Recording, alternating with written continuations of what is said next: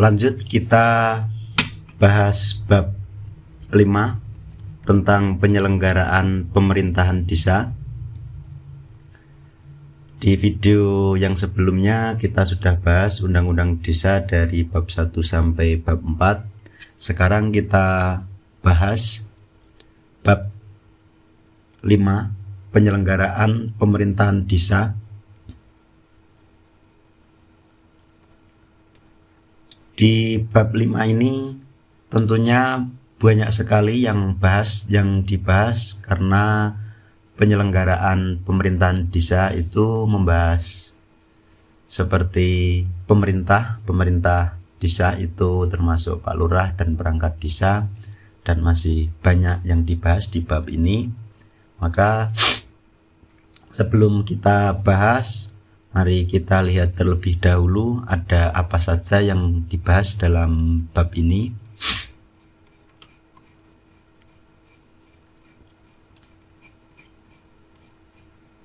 Ada pemilihan kepala desa. Pemilihan kepala desa itu termasuk di penyelenggaraan pemerintahan desa bab 4.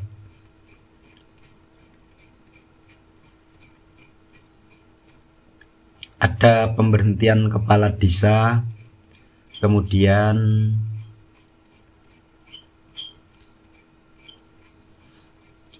di pemberhentian sendiri banyak sekali ini yang dibahas. Kemudian ada musyawarah desa, di ini sudah ada penjelasannya di bab 1 tentang ketentuan umum.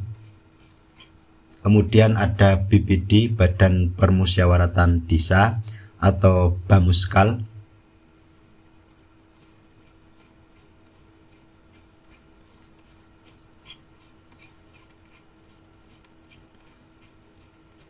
Kemudian ada penghasilan pemerintah desa.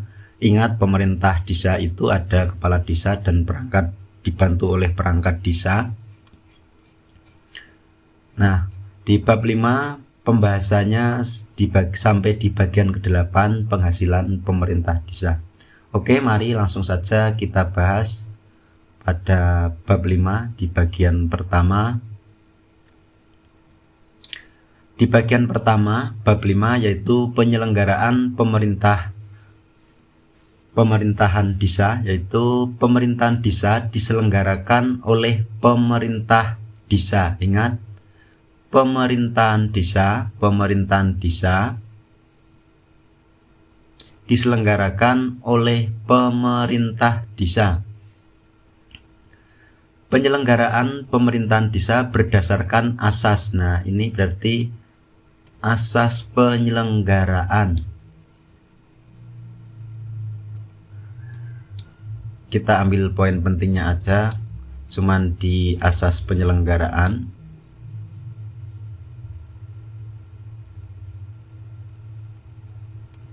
Nah, penyelenggaraan asas gitu aja. Ada A sampai G sampai partisipatif. Ini tentunya harus dihafal semua karena ini juga pasti metu. Asas-asas itu ada banyak sekali di asas seperti asas keuangan desa, asas penyelenggaraan pemerintahan desa sendiri. Oke, kita bahas di bagian A yaitu asas kepastian hukum, kemudian di bagian B itu asas ketertiban penyelenggaraan pemerintahan, asas tertib kepentingan umum, kemudian yang D keterbukaan, yang E itu proporsionalitas,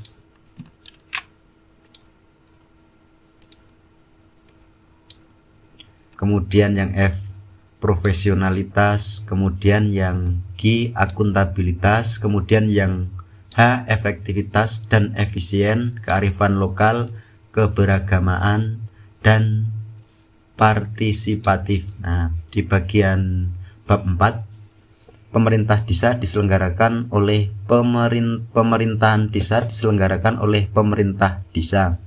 Nah, penyelenggaraannya yaitu berdasarkan asas ada ada huruf A sampai K ini dari kepastian hukum dan partisipatif.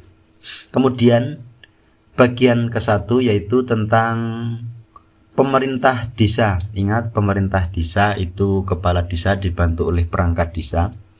Kemudian pemerintah desa sebagaimana dimaksud dalam pasal 23 adalah pemerintah desa, yaitu kepala desa dengan nama lain dan yang dibantu oleh perangkat desa. Ini sebenarnya sudah dibahas di bab 1 ketentuan umum. Kemudian bagian kedua itu kepala desa. Tugas kepala desa yaitu menyelenggarakan pemerintahan pemerintahan desa, melaksanakan pembangunan, pembinaan masyarakat, pembinaan kemudian ada pemberdayaan.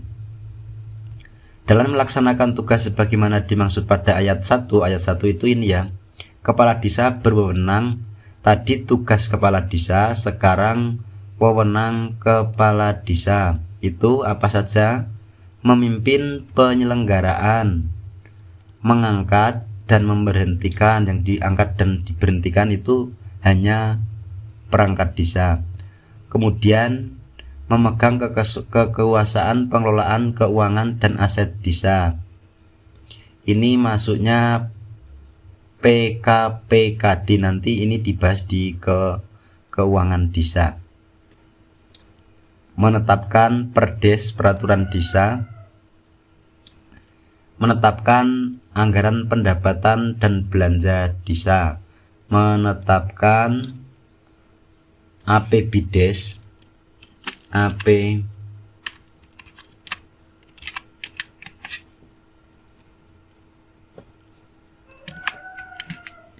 menetapkan APBDes. Kemudian membina kehidupan masyarakat, cuman pembinaan gitu aja. Membina ketentraman dan ketertiban masyarakat desa. Kemudian membina dan meningkatkan perekonomian. Kemudian mengembangkan sumber pendapatan desa. Sumber pendapatan desa itu contohnya apa saja? BUMDes, kemudian hasil sewa menyewa aset desa seperti itu, dan masih banyak lagi. Kemudian J, mengusulkan dan menerima pelimpahan sebagian kekayaan negara guna meningkatkan kesejahteraan masyarakat. Kemudian K, mengembangkan kehidupan sosial budaya masyarakat, kemudian memanfaatkan teknologi tepat guna, mengordinasikan pembangunan desa, kemudian mewakili desa, kemudian melaksanakan wewenang lain. Dalam melaksanakan tugas sebagaimana dimaksud pada ayat 1, dalam melaksanakan tugasnya ini kepala desa mempunyai hak. Nah, tadi kan yang ini diingat-ingat karena sering keluar. Wewenang, ini wewenang. Kemudian ini hak, yaitu apa saja haknya kepala desa itu? Mengusulkan struktur organisasi dan tata kerja pemerintahan desa. Biasanya dalam singkatan kesehari-hari cuman mengusulkan, simpelnya seperti ini aja, mengusulkan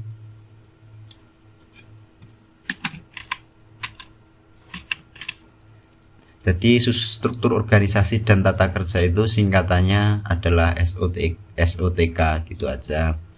Kemudian mengajukan rancangan dan menetapkan peraturan. Peraturan itu apa? Peraturan desa. menerima penghasilan tetap setiap bulan ya. Siltap biasanya itu, siltap itu diterima setiap bulan. Siltap itu gaji pokok yang didapatkan setiap bulan. Kemudian tunjangan, biasanya tunjangan itu tunjangan yang contoh sering didapatkan ya THR atau tunjangan hari raya itu, dan penerimaan lainnya yang sah. Seperti penerimaan yang lainnya yang sah itu seperti honor tetap, honor tidak tetap, itu menjadi hak kepala desa. Kemudian mendapatkan pelindungan hukum atas kebijakan yang dilaksanakan. Kebijakannya itu apa saja ya, kebijakan terkait program-program yang dijalankan gitu. Kemudian memberikan mandat pelaksanaan tugas dan kewajiban lainnya kepada perangkat desa. Ini masuknya di hak kepala desa. Kemudian dalam melaksanakan tugas sebagaimana dimaksud pada ayat 1, kepala desa kewajibannya kepala desa itu apa saja? Memegang teguh dan mengamalkan Pancasila, gitu aja. Kemudian meningkatkan kesejahteraan masyarakat desa, memelihara ketentraman. Cuman ketentraman aja, biasanya kan sudah jelas kalau ketentraman itu ada tambahnya ketertiban masyarakat, itu aja. Kemudian menaati dan menegakkan peraturan perundang-undang. Kemudian melaksanakan kehidupan demokrasi dan berkeadilan gender. Berkeadilan gender itu artinya kalau sekarang itu sudah harus melibatkan perempuan, seperti itu. Ini sering di tahun-tahun ini, di tahun 2003 yang saya tahu bahwa keadilan gender itu sering terus dilontarkan, digempar-gemparkan.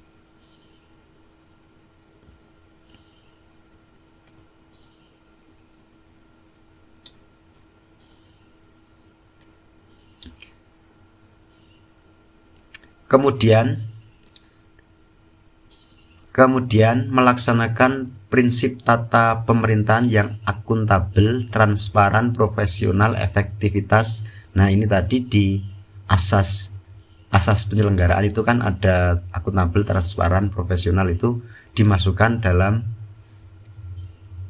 kewajiban seorang kepala desa. Menjalani kerjasama dan koordinasi dengan seluruh pemangku kepentingan di desa. Pemangku kepentingan di desa itu siapa saja? Contoh di tingkat padukan ya ada RT RW, seperti itu.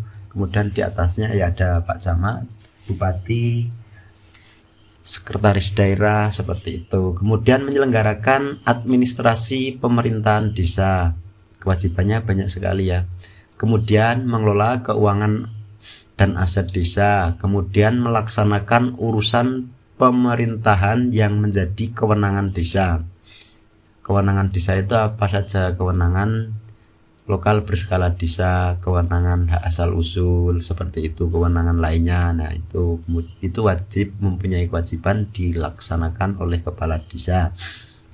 Menyelesaikan perselisihan masyarakat di desa. Ini tugas kepala desa yang ditugaskan, yaitu jaga baya atau keamanan desa. Dikasih ini biasanya. Kemudian mengembangkan perekonomian masyarakat desa. Ini salah satu kewajiban kepala desa yang ditugaskan untuk mengembangkan perekonomian. Kalau sekarang itu di desa saya itu namanya kemakmuran. Kalau dulu kasih pembangunan, kalau sekarang kasih kemakmuran, atau kasih ulu-ulu juga ada, itu sama saja.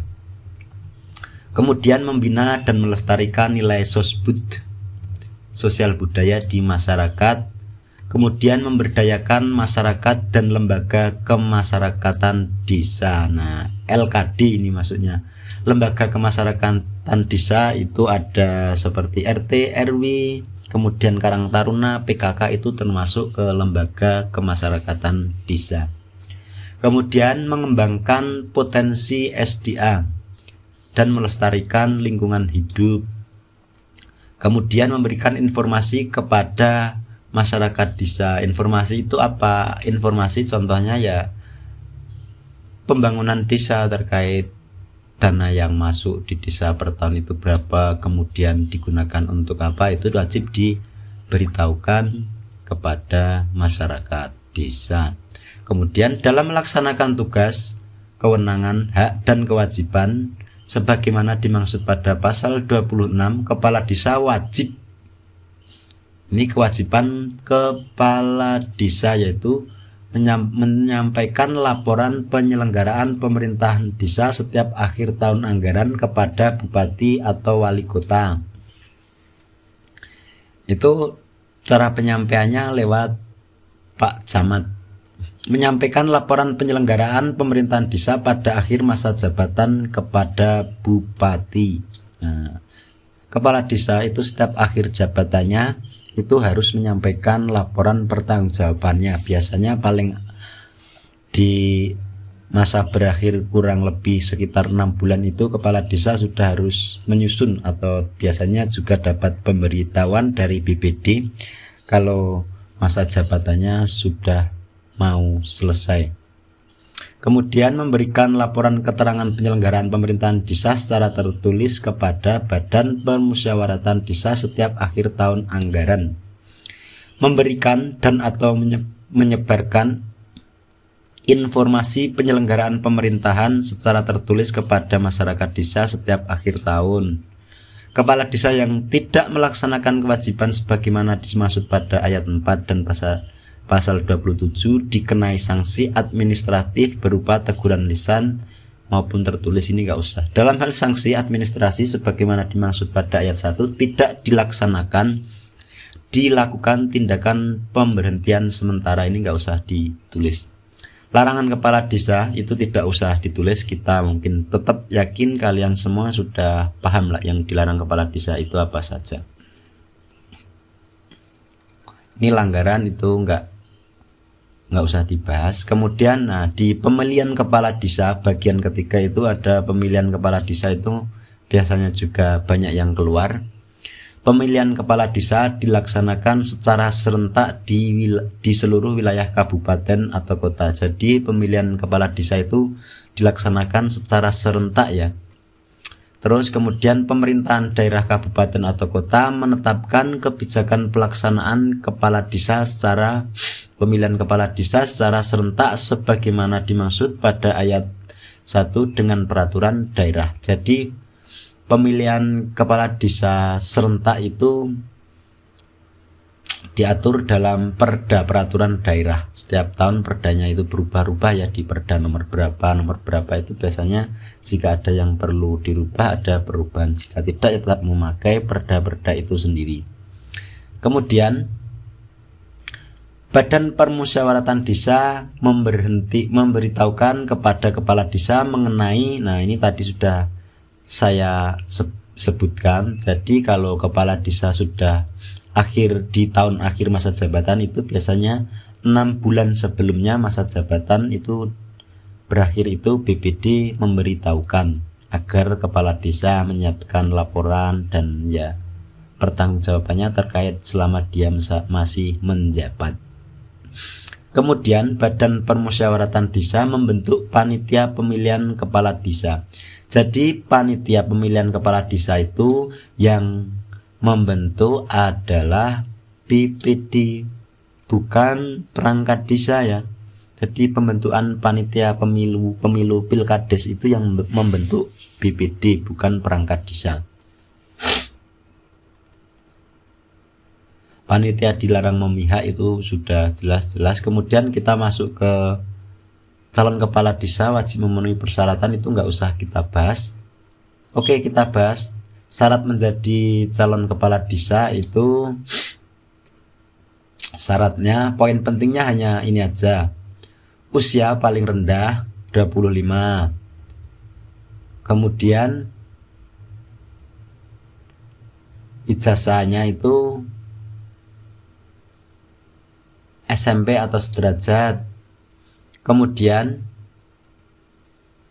tinggal di desa tersebut paling kurang 1 tahun.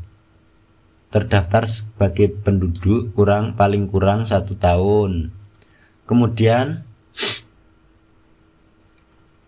Tidak pernah menjabat kepala desa selama 3 kali masa jabatan. Nih. Terus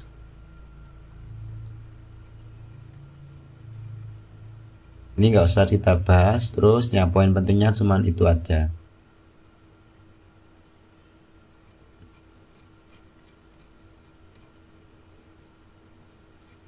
Dah, ini nggak usah kita bahas. Lanjut ke kita masuk ke bagian kelima terkait perangkat desa. Perangkat desa itu ada apa saja? Satu, ini dipahami, benar-benar dipahami, kalian harus paham perangkat desa itu unsurnya apa saja, ada berapa kaur, kasih, dan pelaksana wilayah itu kalian harus paham. Ada sekretaris desa, pelaksana kewilayahan itu biasanya duko. Kalau pelaksana teknis itu masuknya kalau di tahun sekarang itu ada pelaksana teknis itu ada 3 di bidang sosial, keamanan, dan pembangunan, itu di pelaksana teknis. Kalau sekretaris desa itu dibantu oleh 3 kaur. Kaurnya yaitu kaur perencanaan, kaur umum, dan kaur keuangan atau bendahara desa. Itu masuknya di kesekretariatan yang dikoordinatori oleh sekretaris desa. Jadi ada di sekretariat desa itu ada 3 kaur, 1 sekretaris. Kemudian dari 3 ini bertanggung jawab kepada kepala desa. Perangkat desa sebagaimana dimaksud pada pasal 48, perangkat desa itu bertugas membantu kepala desa dalam melaksanakan tugas dan wewenangnya. Perangkat desa sebagaimana dimaksud pada ayat 1 diangkat oleh kepala desa setelah dikonsultasikan dengan camat. Ingat, ini sering keluari.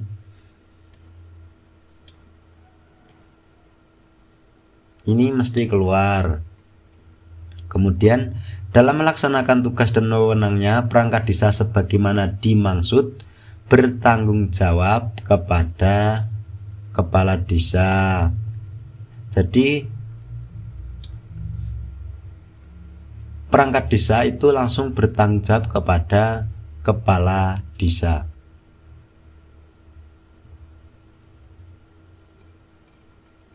Ini syarat menjadi perangkat desa itu usianya 20 tahun, usia maksimal 42 tahun, terdaftar sama seperti kepala desa tadi 1 tahun. Kemudian syarat lebih lanjut dibahas di peraturan bupati. Nanti lebih detailnya ada di peraturan bupati, termasuk pemilihan kepala desa dan perangkat desa itu sudah pasti dibahas di peraturan bupati. Dan ingat, setiap tahun terkadang ada perubahan-perubahan, jadi kalian harus memahami kalau mau mendownload peraturan bupati itu pilih yang terbaru, perbub yang terbaru itu, jangan sampai memilih yang lama karena sudah pasti itu ada perbedaan. Perangkat desa dilarang itu kita nggak usah bahas. Perangkat desa diberhenti karena itu nggak usah dibahas. Kemudian kita masuk ke musyawarah desa. Musyawarah desa itu merupakan forum permusyawaratan yang diikuti oleh badan permusyawaratan desa, pemerintahan desa, dan unsur masyarakat desa. Ingat ya, ini sudah kita singgung di bab 1 juga. Hal-hal yang bersifat strategis sebagaimana dimaksud pada meliputi apa saja yang dimusyawarahkan desa, yaitu terkait penataan desa, perencanaan desa, kerjasama desa, rencana investasi yang masuk ke desa, pembentukan BUMDes, penambahan dan pelepasan aset desa, dan kejadian luar biasa.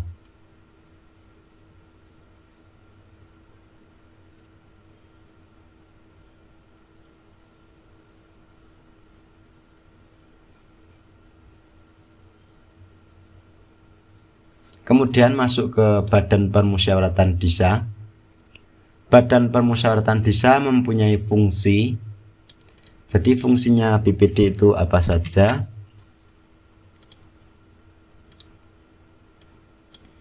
Satu, membahas dan menyepakati rancangan peraturan desa bersama kepala desa. Kemudian ini, kemudian ini. Kemudian anggota BPD itu sudah dibahas di Perbuk, tapi di undang-undang ini juga ada acuan-acuannya. Masa keanggotaan BPD itu 6 tahun, ingat-ingat ya, sama seperti lurah. Pengisiannya BPD itu dilakukan secara demokrasi dipilih oleh setiap masyarakat, diusulkan oleh masyarakat. Anggota BPD ini keluar, tapi lebih detailnya kita enak belajar di Perbuk karena setiap tahunnya ada perubahan. Paling banyak 3 kali secara berturut-turut. Ini sama seperti kepala desa. Jadi masa bakti penjabatannya kepala atau anggota BPD itu sama seperti lurah. Kemudian usia paling rendah itu 20 tahun ya anggota BPD, sama seperti perangkat desa. Pendidikannya itu sama seperti lurah. Sekolah menengah bisa, kalau perangkat desa itu harus SMA. Jumlah anggota BPD itu harus berjumlah gasal ya, ingat. Itu minimal ada paling sedikit 5 dan paling banyak 9. Kenapa kok pakai 5? Kenapa kok pakai 9? Kenapa kok pakai 7, 8? Itu diatur dalam diperhatikan dalam wilayah, perempuan, penduduk, dan kemampuan keuangan desa. Memperhatikan ini jumlahnya nanti itu.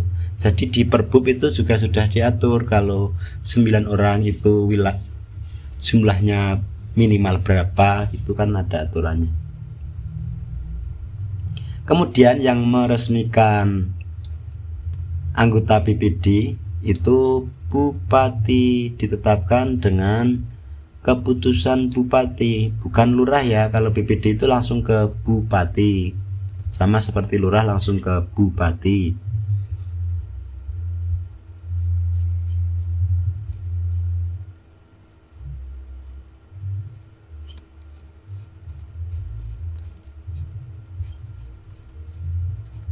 Kemudian di penghasilan perangkat desa, penghasilan pemerintah desa itu kepala desa itu diatur juga di bupati.